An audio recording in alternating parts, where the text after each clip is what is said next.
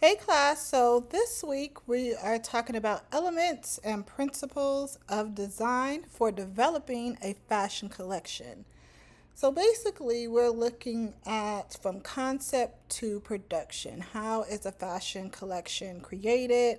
What are the different things that a designer has to take into consideration? So in these next few slides, we'll be reviewing some of the material that we learned in some of our previous lectures, such as the elements of design and principles of design. We'll also learn a little bit of new information in this lecture as well. So a designer can garner inspiration from many different sources to create a collection. However, they do select their silhouette from one of three basic groups. So it's going to be the bell-shaped or the bouffant, bustle or back fullness, and straight or tubular.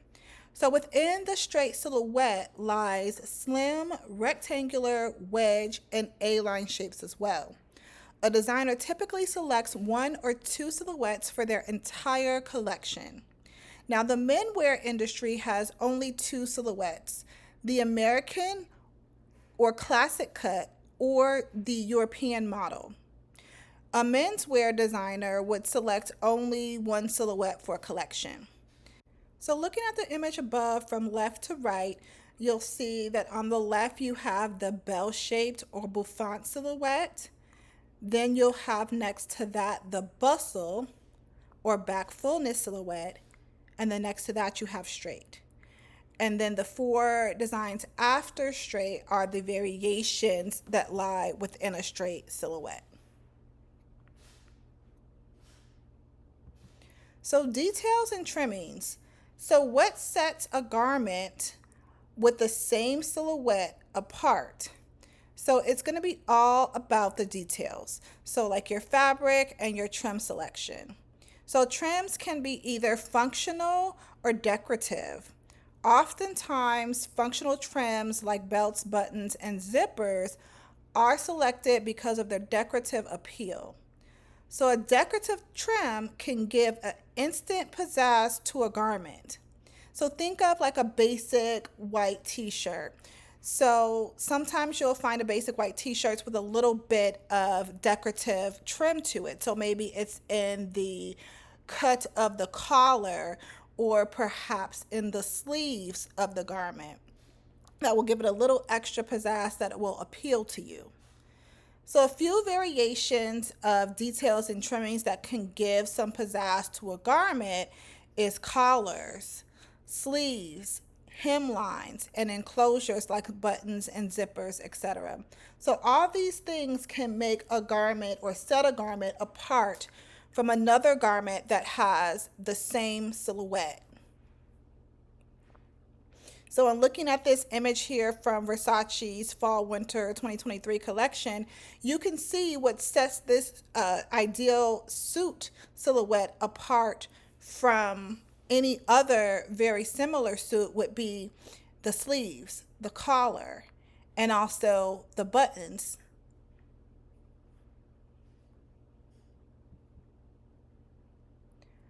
Textures. So do you recall from the previous lecture what texture is? So it's the look and feel of an item. Pretty much everything around us has texture. So take a look around wherever you are right now and think about the different textures that are around you. How do they look and what type of feel do they have? As mentioned, fabric selection sets apart garments with the same silhouette. And as we know, fabric has texture. So a garment's texture can change the appearance of a garment. It can affect how much the fabric can be manipulated, and it also affects the color of fabric. So for example, leather and silk will not have the same drapability, nor will it have the same intensity of color. So I'm looking at another piece from Versace's Fall Winter 2023 collection. You'll see with this coat that the texture of the garment creates a more bulky appearance to the garment.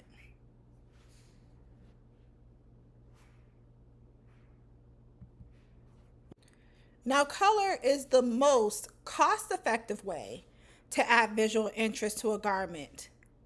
So color brings about that excitement, it brings about mood and emotion to a design.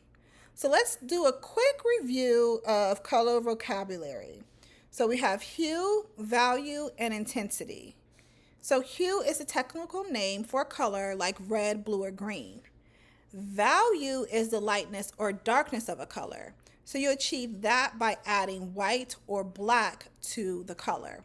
So for instance, if you add white to red, it will give you a tint. So it could give you more of a pinkish or a baby pink color. Or if you add black to a color, it's going to give you a shade, so a darker look to that color. Now, by using primary colors along with black and white, there is an array of endless colors available to the designer. However, one of the most common color systems is the praying color system. Now, designers use this when implementing color or incorporating color into their designs. So the praying color system employs a color wheel based on the primary colors yellow, blue, and red. These colors are then used to create other colors. So here's a quick review on the different types of color combinations that are most often used. Monochromatic uses one basic color. Analogous uses adjacent colors on the color wheel. Complementary uses two colors opposite of another on the color wheel. Double complementary uses two sets of complementary colors. Triadic uses three colors, each equidistant from the other two. So there are psychological considerations of color that include the sense of warmth and coolness, which is projected by color, and the emotional effects that color has on its observers, such as excitement or calmness viewing color can bring to the observer. Principles of design. So as we know, properly using the design principles, balance, emphasis, proportion, rhythm, and harmony equates to how successful a product is. The proper use of the design principles will effectively draw the observer in.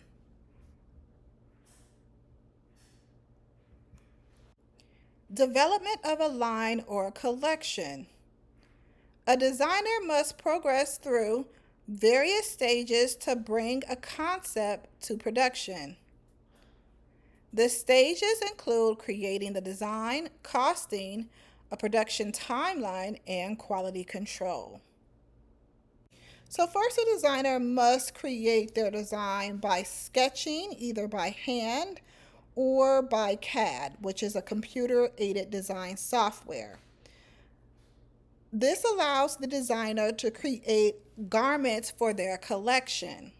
Now, CAD specifically enables the designer to create, color, recolor, and modify the designs in very, very minimal time. Next, the designer must cost their garment. So this is basically them pricing the garment, determining what the wholesale and retail price of the garment will be. In costing, they must take into consideration things such as materials, their trimmings, any labor, freight costs, etc. They must then get an idea of what the production timeline will be. So it's typical for production timelines to be anywhere from 6 to 9 months. So that timeline can vary though, depending on whether production is done domestically or offshore. Next, they need to present their line to the buyers. So once they present their line to the buyers are able to look at the designs and, in a sense, judge the designs. Those designs that are considered most favorable are the ones that are actually put into production. The ones that are not considered favorable are actually scratched.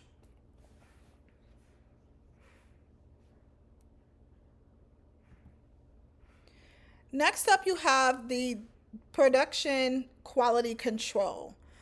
So within this, construction specifications, material quality, and finished product measurements are taken into consideration to ensure that the garment meets all quality control guidelines. So there are three phases of quality control, which include the quality requirements, the methodology, and setting goals and measuring the outcome. Designers typically work 6 months or 2 seasons ahead of time. This allows them the time required to successfully progress through the different stages of the development of a line or collection.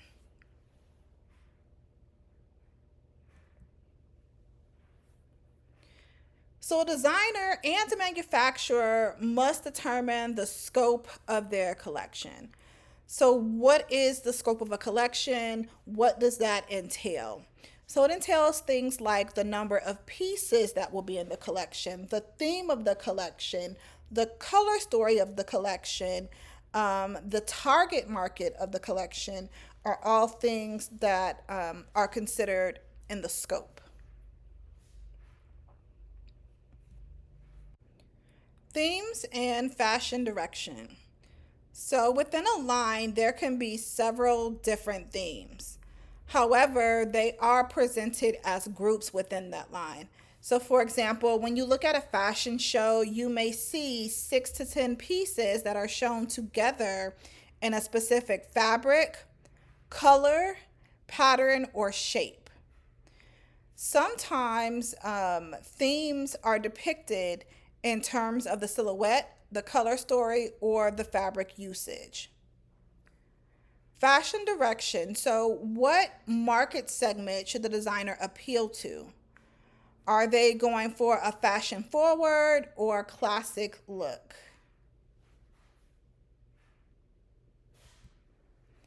Single items, coordinated items, and spec sheets. So, single items have no relationship between the various items in the line. This is typically going to be your knockoff pieces. So, these are the pieces that a manufacturer is producing. So, a manufacturer may take heed to a new hot style, and then they reproduce that style or knock off that style. And so, it'll be a bunch of different various items that manufacturer creates, but they don't make a cohesive line. So coordinated items are going to be a variety of items that are meant to be worn together. So these are essentially your separates. So when you think of athleisure wear, Nike, Adidas, Puma, you'll realize that those type of designers have separates. And a lot of times you can mix and match these separates because they're meant and designed to be worn together. They're meant to be mixed and matched. Spec sheets. So this is going to be pretty much the final document that the designer puts together in order to send that item into production. So a spec sheet will contain the flat sketch of the design, the cost of the fabrics and trim used. Sometimes it'll include additional information regarding patterns, etc.